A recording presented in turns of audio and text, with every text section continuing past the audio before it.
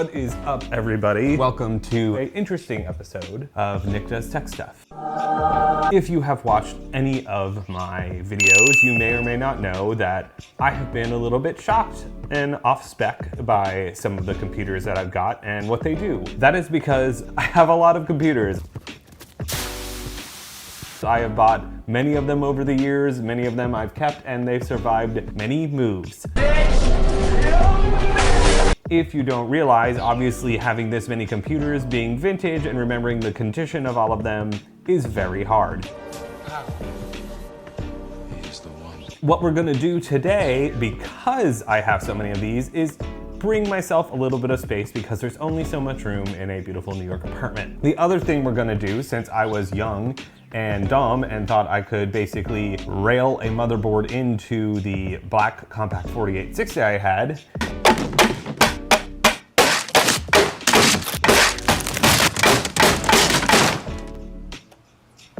is I cut up the machine. I had perfectly good metals, but the frame of it, I cut. If you will notice, I just grabbed some things that were called metal nippers, chopped the back off, and now the sled that goes in here will not mount, which makes this case kind of useless. What we're gonna do with the good non-scratch metals is we're going to, now that I have completely stripped this shell, get rid of it, and take the guts from the working 4834 and put them in the recased bits of the 4860 shell. So I'm gonna have like a 4843 if my math is right. And that is going to be backup for this guy and the two good 4824s. The reason I am doing that is because the metal on this guy is, well, scratched. Scratched a lot.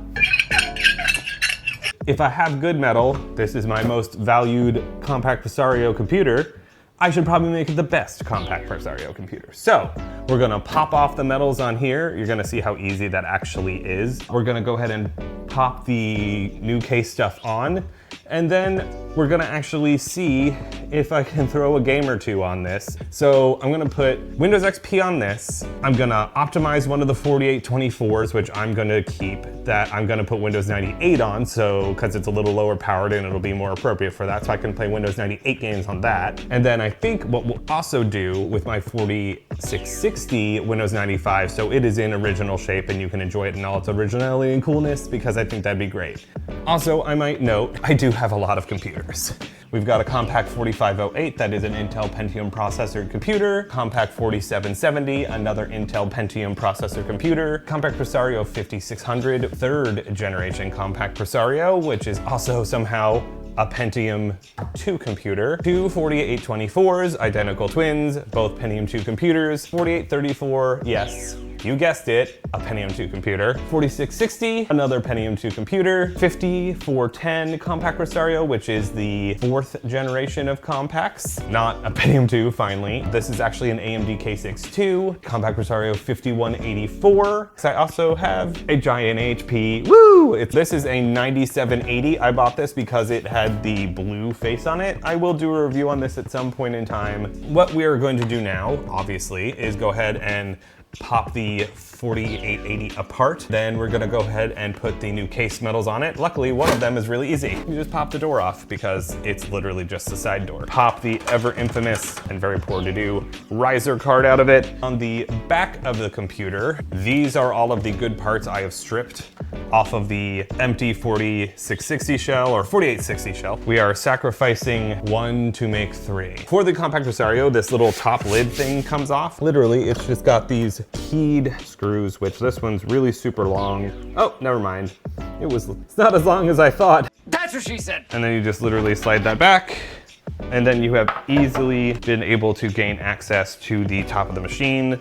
Honestly, the only thing up here is this one literal thing that is for the RCA jacks on the front of the computer. Believe it or not, the power button's on the front. The thing goes down, the ribbon cable goes down the side. I'll actually show you that here in a second. But basically, to go ahead and eliminate that as a catch on here, you literally just have to go in. For some reason, it's ran all the way down to the bottom of the board and then kind of meander that little guy up. I've got to go ahead and pop out the hard drive sleigh. There it is. So as you can see, this cord runs up the top of the board and around. So we're just gonna kind of finagle that guy free without trying to bash the living out of the motherboard. Now that this is actually freed, really, from the system, easiest thing to do now, believe it or not, you can actually leave the front on, but I don't want to damage it.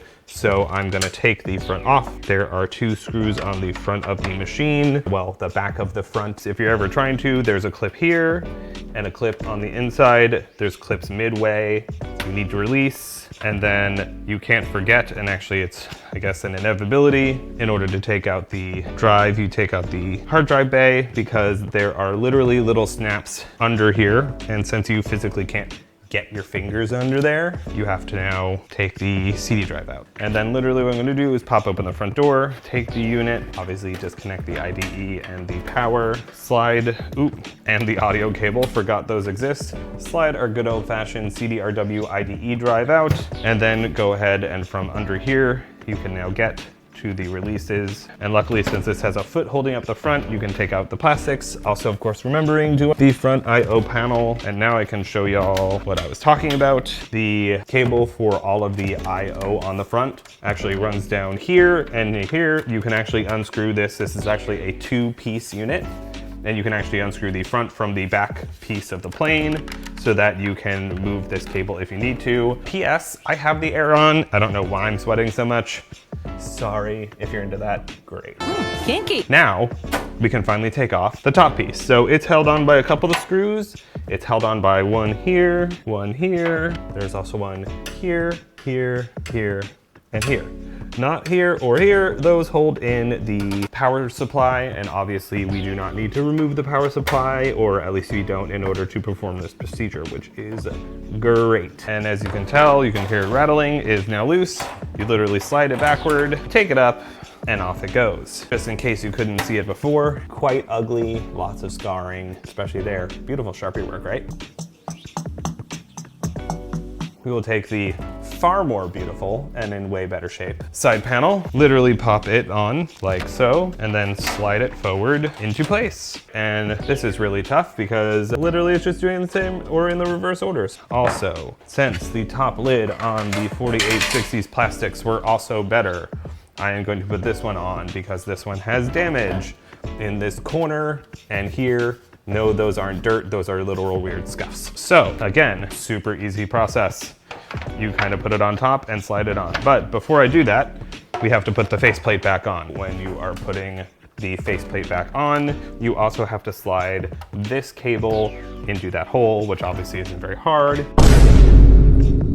And as I've already showed you, this one goes along the top of it. That's why it's 39 feet long. So very, very easy to snap the faceplate on these Compaqs. I would not say these are a hard to service computer. At least I don't think so. And then literally just lift it up a little because it's easier to slide the faceplate on that way. You line up the plastics and then it should literally just kind of smoothly pop right into place, which it just did.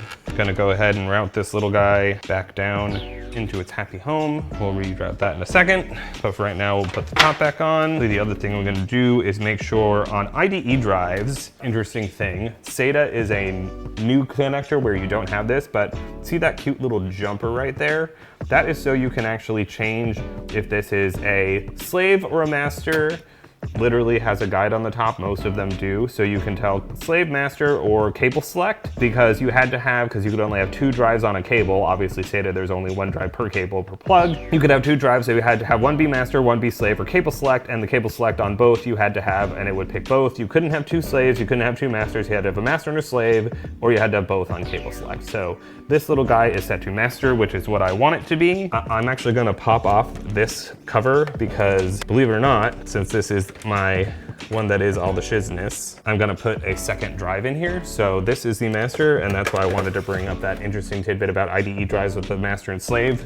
I literally have like 30 billion extra IDE drives. I'm going to grab one and install it, and then go ahead and make this slave, because slave is the setting I need, because that's a master. And also hope that both of these drives work, because who knows the last time they were used.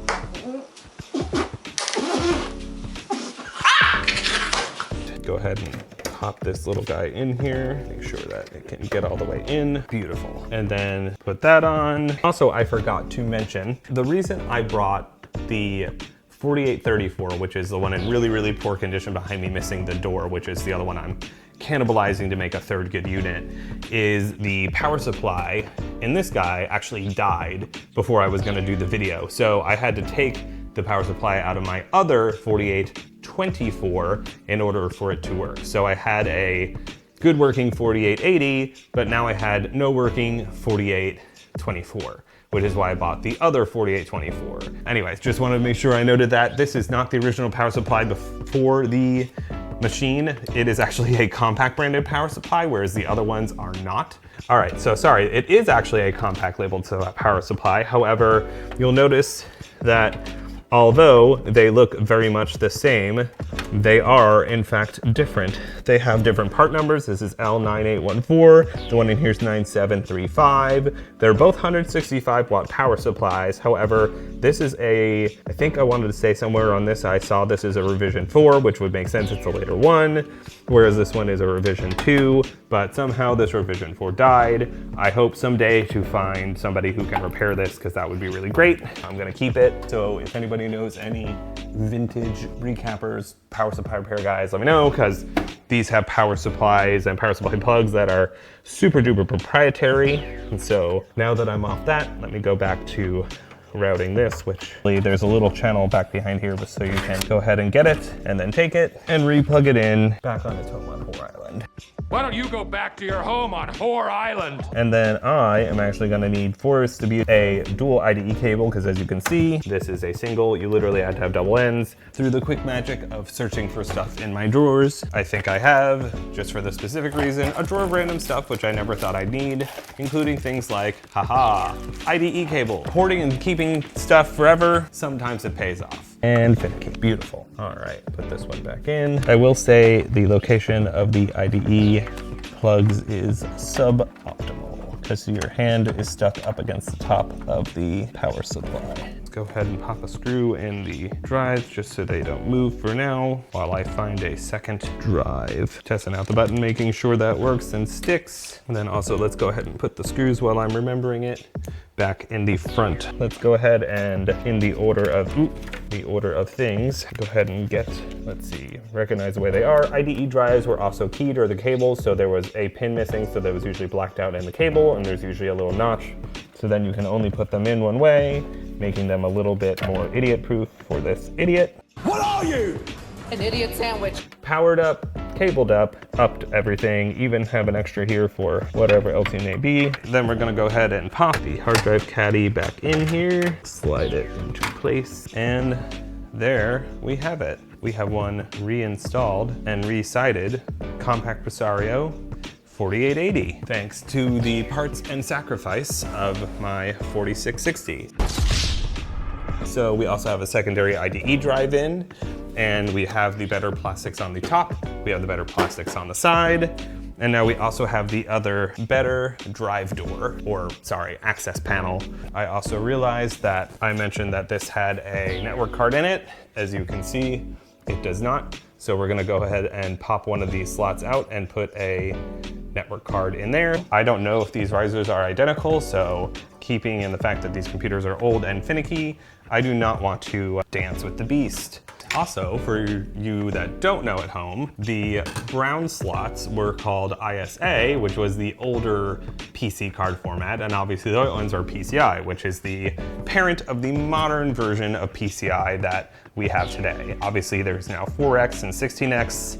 This was just PCI. There wasn't an X to it. There she goes. Now that we've got that screwed back in, I can go ahead and hopefully graciously slide this in the slot. I can take the better side door that isn't scratched up, put that on. We have a much improved Compaq Presario 4880. Now we're going to go ahead and cut, and I'm going to say thank you for watching the video.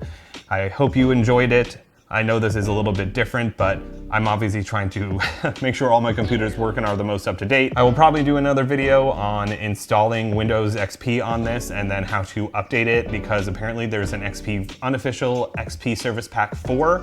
I want to actually do a video on how to install that. I thought that'd be interesting and helpful for anybody who actually wanted to upgrade an old computer themselves. I guess that's it. I don't have a computer keyboard to go ahead and hit Control Delete and hit reboot, but thank you for watching. Have a great day. Be nice to people. Love y'all, and reboot.